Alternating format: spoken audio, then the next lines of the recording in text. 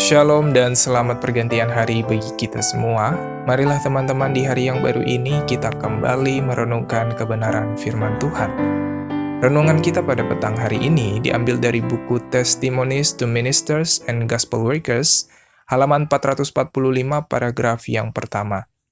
Di sana dituliskan, mereka yang mengalahkan hawa nafsu, keduniawian, dan godaan setan, akan menjadi seseorang yang diperkenankan untuk menerima meterai Allah yang hidup.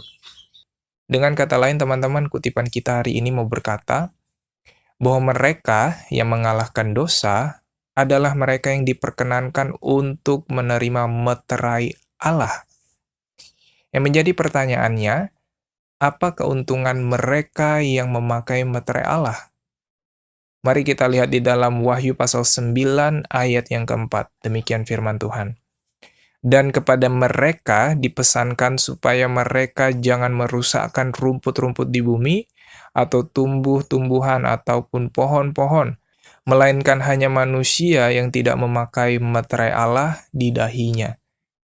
Di dalam Wahyu pasal 9 ayat yang keempat dikatakan bahwa hanya manusia yang tidak memakai meterai Allah pada dahinya yang akan dibinasakan. Nah, dengan kata lain, mereka yang mengenakan atau menerima meterai Allah tidak akan dibinasakan. Dengan kata lain, kita bisa katakan bahwa mereka yang memiliki meterai Allah akan diselamatkan. Mereka tidak akan dibinasakan. Pertanyaan selanjutnya adalah, apa itu meterai Allah? Mari kita lihat Alkitab kita lagi di dalam Wahyu pasal 7, ayat yang ketiga. Demikian firman Tuhan. Katanya, janganlah merusakkan bumi atau laut atau pohon-pohon sebelum kami memeteraikan hamba-hamba Allah kami pada dahi mereka. Di dalam ayat yang baru saja kita baca dikatakan bahwa meterai Allah ada pada dahi hamba-hamba Allah. Jadi meterai itu ada pada dahi. Oke, di dalam Wahyu pasal 7 ayat yang ketiga. Mari kita lihat lagi di dalam Wahyu pasal 14 ayat yang pertama. Dan aku melihat sesungguhnya anak domba berdiri di bukit Sion dan bersama-sama dengan dia 144.000 orang, dan di dahi mereka tertulis namanya dan nama Bapanya. Di dalam Wahyu pasal 7 ayat yang ketiga kita lihat bahwa meterai Tuhan ada pada dahi. Oke, dan kita lihat di dalam Wahyu 14 ayat yang pertama dikatakan, di dahi umat-umat Tuhan tertulis nama Bapa, tertulis nama Tuhan. Jadi kita bisa simpulkan bahwa meterai Tuhan adalah nama Tuhan yang tertulis pada dahi umat-umat Tuhan. Oke. Nah, sekarang kita lihat apa itu nama Tuhan. Mari kita baca di dalam Keluaran pasal 34 ayat yang kelima dan 6. Demikian firman Tuhan. Turunlah Tuhan dalam awan, lalu berdiri di sana dekat Musa, serta menyerukan nama Tuhan. Berjalanlah Tuhan lewat dari depannya dan berseru, Tuhan, Tuhan, Allah penyayang dan pengasih, panjang sabar, berlimpah kasih-Nya dan setianya. Mari kita baca lagi di ayat yang kelima, teman-teman. Turunlah Tuhan dalam awan, lalu berdiri di sana dekat Musa, serta menyerukan nama Tuhan. Jadi apa itu nama Tuhan?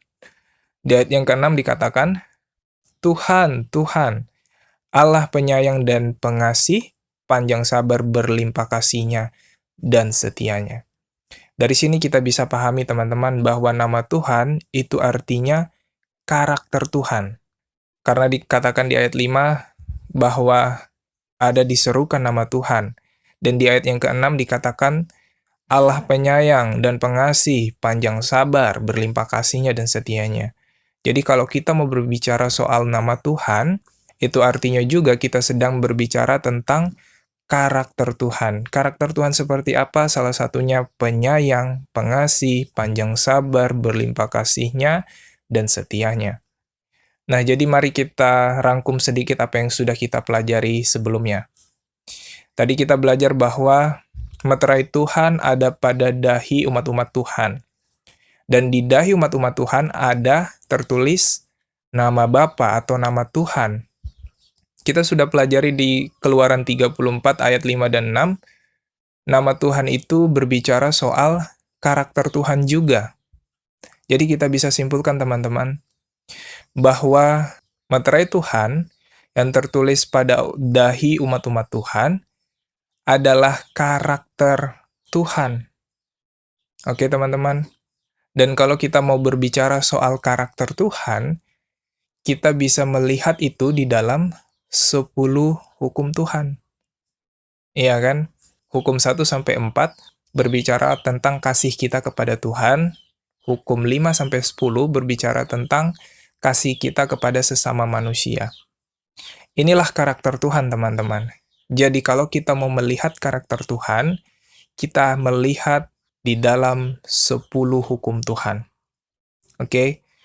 Jadi orang-orang yang memiliki meterai Allah pada dahi mereka adalah orang-orang yang memiliki karakter Tuhan yang tercermin atau terpancar pada 10 hukum Tuhan. Dengan kata lain bisa dikatakan bahwa mereka yang memiliki meterai Tuhan adalah mereka yang menuruti 10 hukum Tuhan. Termasuk jangan berzina, jangan mencuri, jangan mengucapkan saksi dusta tentang sesamamu, ingatlah dan kuduskanlah hari Sabat, hormati ayah dan ibumu. Jadi kalau kita ingin mendapatkan meterai Allah, kita harus mematuhi 10 hukum Tuhan.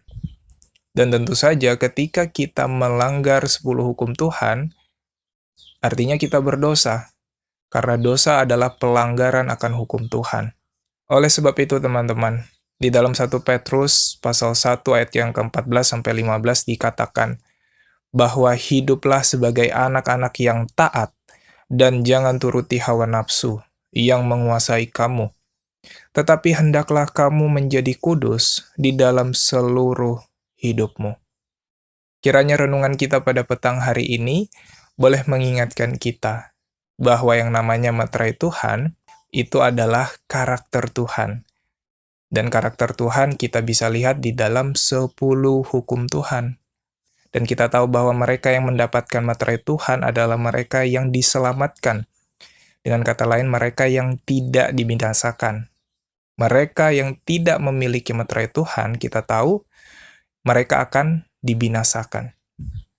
Jadi ketika kita ingin selamat, ketika kita ingin memperoleh meterai Tuhan, kita harus memiliki karakter Tuhan. Kita harus mematuhi perintah-perintah Tuhan, yaitu 10 hukum Tuhan. Tetapi apakah kita bisa menurut hukum-hukum Tuhan dengan kekuatan kita sendiri? Apakah kita bisa selamat dengan penurutan yang kita berikan kepada Tuhan? Harus selalu kita ingat teman-teman, bahwa kita tidak bisa menurut dengan kekuatan kita sendiri. Kita bisa menurut oleh karena darah Kristus yang tercurah bagi kita. Kita tidak diselamatkan oleh karena penurutan kita kepada hukum Tuhan, tetapi kita diselamatkan oleh darah Kristus yang tercurah di kayu salib. Dan dengan darah Kristus itu jugalah kita dapat mempertahankan keselamatan yang kita peroleh. Demikianlah renungan kita pada petang hari ini. Selamat pergantian hari dan Tuhan memberkati kita semua. Amin.